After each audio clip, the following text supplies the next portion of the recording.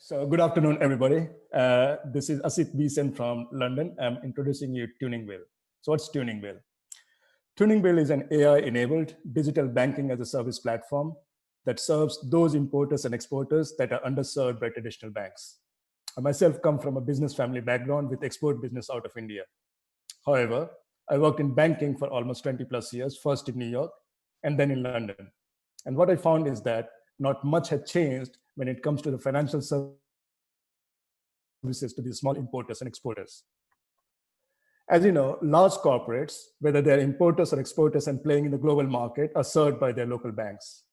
When it comes to medium-sized SMEs, say $50 to $200 million sales revenue per year, they are served by factoring companies and discounting companies that themselves are backed by banks. You'll be surprised to know that globally, almost $1.5 trillion worth of trades go underserved.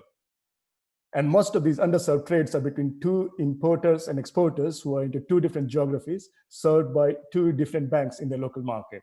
These banks never talk to each other. The result, the trade or transactions between these counterparties are deemed to be lower in credit quality. And who pays the price for that? It's these importers and exporters. And that's where TuningBill comes into picture. Imagine TuningBill as a single platform that provides banking services across the globe to the importers and the exporters. Now that the two entities are on the same platform, the trade and the transactions between them are visible and transparent.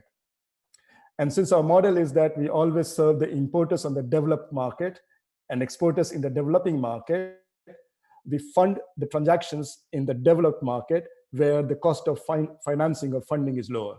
At the same time, we always finance to the importers using our unique banking solutions, and hence the legals are in the developed market, which is easier to enforce. In this whole process, we are generating an asset class that is higher in credit quality, lower in risk, and generates much higher return on a like-to-like basis. Funders, such as HNIs and institutional funds, love this kind of product. Why? Because they are good in they're high in quality, they are uncorrelated to the rest of the market, and they're very diversified. We provide comprehensive banking services to our customers because we know that the root cause of the problem of the underserving is not having a banking service where, for example, we can provide multi-currency account to our customers that can be expensive with a traditional bank. And of course, the bread and butter of our services, which is the unsecured trade financing, overdraft facilities. And as the number of customers grow on our platform, we can provide them what product is in demand at what time of the year, and what product can be manufactured at a higher quality in what manufacturing country at a competitive price. Our revenue model is very simple. The core of our revenue is unsecured trade finance. We generate a healthy 4 to 5% annualized spread, which is diversified in nature and uncorrelated to the rest of the market. It can be either through our direct customer or through white labeling or importer discount solutions.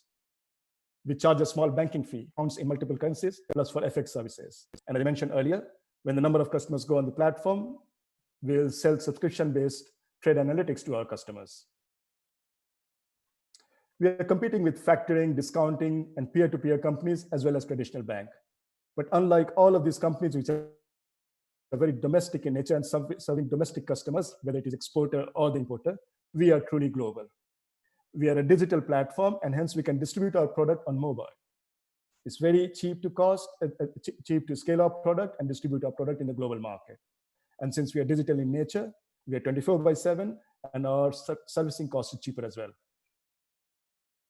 We have a really strong team, with each team member having 15 to 20 years of experience covering banking, structuring, technology, and supply chain finance. Each of us are alumni of accredited institutes, such as Indian Institute of Technology and London Business School. With our experience and expertise, we have built this product in record time. To give you an idea, in Q1 of 2019, we raised our first angel investment from some really smart people who trusted us. And you know what? We turned around the product in half the time and at half the cost compared to the goal that we set ourselves. We surprised ourselves, we surprised our investors. And now the product is live for the last 4 to 6 months. We are already serving a set of customers. We have an active pipeline, along with various inquiries from exporters out of India, large exporters we're talking about, channel partners such as new bank which wants to use us as a white label in Middle East, and a shipping company which wants to tie up with us because they have a large exporter customer base. We want to repeat our success of the first phase of this product.